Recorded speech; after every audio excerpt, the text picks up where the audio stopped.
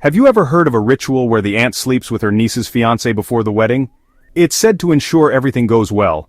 It may seem unbelievable, but this is just one of the many curious traditions that make Uganda a country full of customs that defy all logic.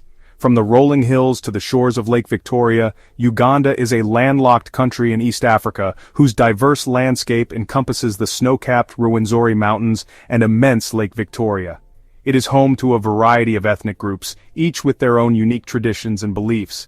Today, Bellamundo takes you to one of Africa's most fascinating countries, where we'll explore stories, beliefs, and practices that will leave anyone's jaw dropped. Deep in the heart of Uganda, amongst the rolling green hills and vibrant villages, lies a tradition that might seem unconventional to outsiders. It's a premarital test involving a groom, his bride-to-be, and the bride's aunt. Before marriage, tradition dictates an unusual trial.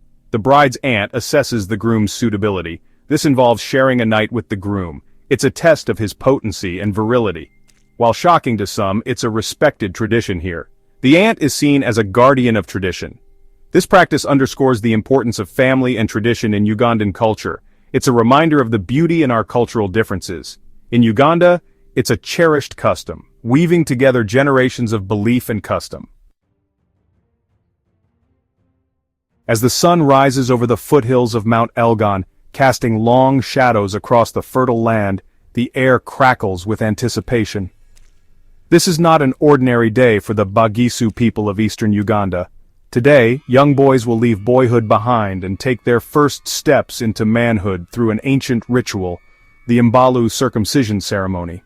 This isn't a private affair, hidden behind closed doors. The Mbalu is a public spectacle, a vibrant celebration of courage and community. Families gather, their faces painted with intricate designs, their bodies adorned with brightly colored fabrics. Music fills the air, drums beat a hypnotic rhythm, and the intoxicating energy of the event is palpable. At the heart of the ceremony are the initiates, young boys on the cusp of manhood. Their faces, though etched with a hint of apprehension, are resolute.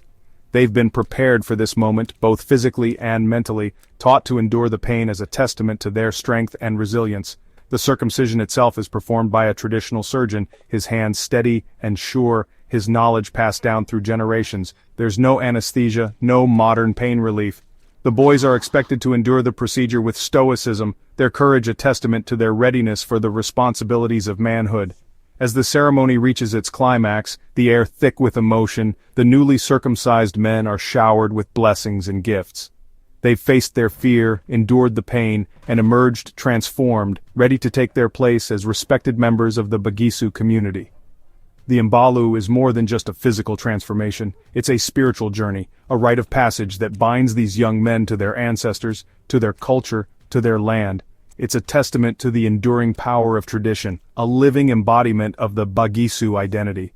As the festivities continue late into the night, the air filled with the sounds of celebration, one thing is clear: the Mbalu circumcision ceremony is not simply an event, it's a profound experience, a life-altering ritual that will forever be etched in the hearts and minds of these young Bagisu men.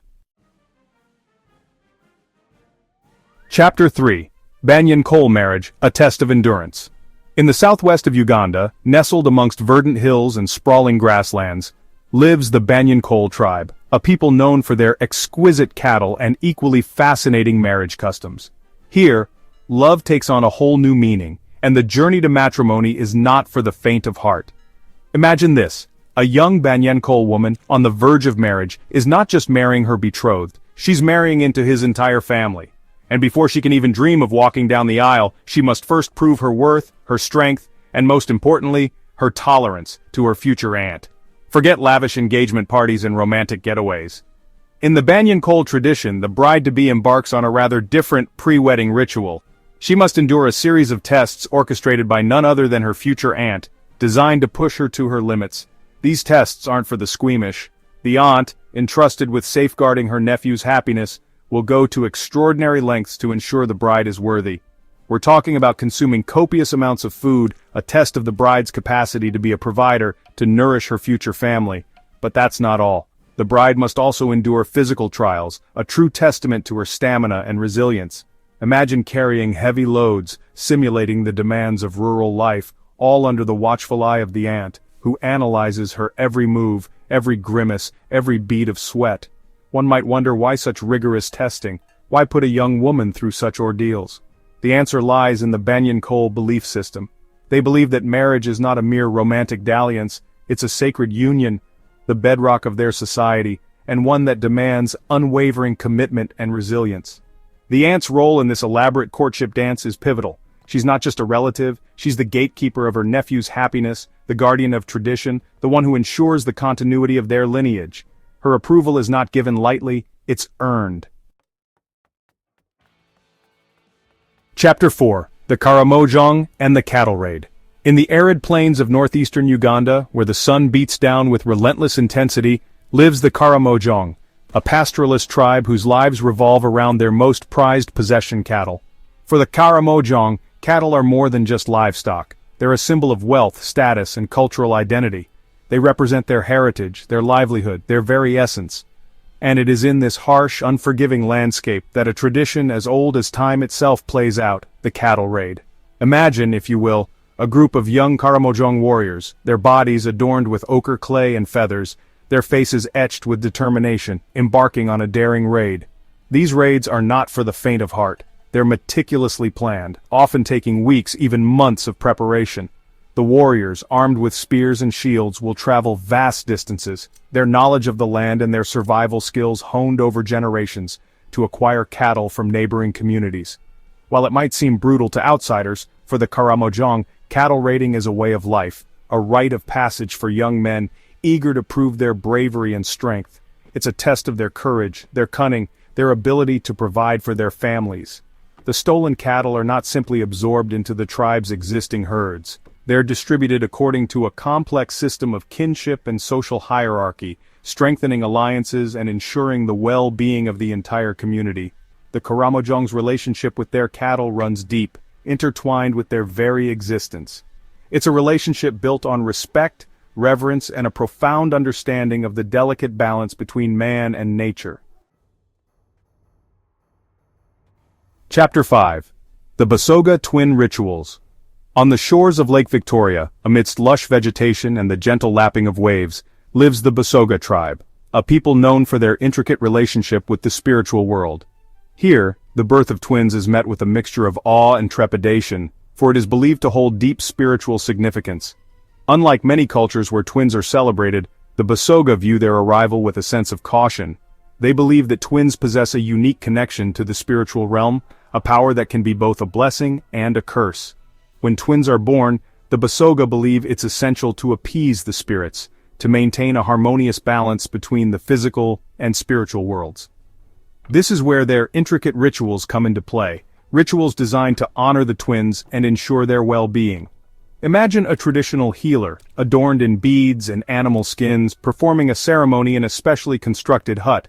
The air is thick with incense, the rhythmic chanting creating an atmosphere of otherworldly reverence. The twins, often adorned with special amulets and charms, are at the center of these rituals. They're believed to be messengers from the spirit world, their arrival a sign of both good fortune and potential danger. The Busoga's relationship with twins is complex and nuanced. They believe that these children have a foot in both worlds, the physical and the spiritual, and that their presence demands respect and reverence. Through their intricate rituals, their offerings to the spirits, and their unwavering belief in the power of the unseen, the Busoga navigate the arrival of twins with a sense of awe and respect, honoring the delicate balance between the human and the divine. Thank you for joining us on this incredible journey through Uganda's most fascinating and strange customs. From the ant's blessing to the cattle raids of the Karamojong, we've witnessed traditions that challenge our perceptions and offer a glimpse into a world vastly different from our own. If you enjoyed this video, please subscribe to Bello Mundo for more amazing travel stories.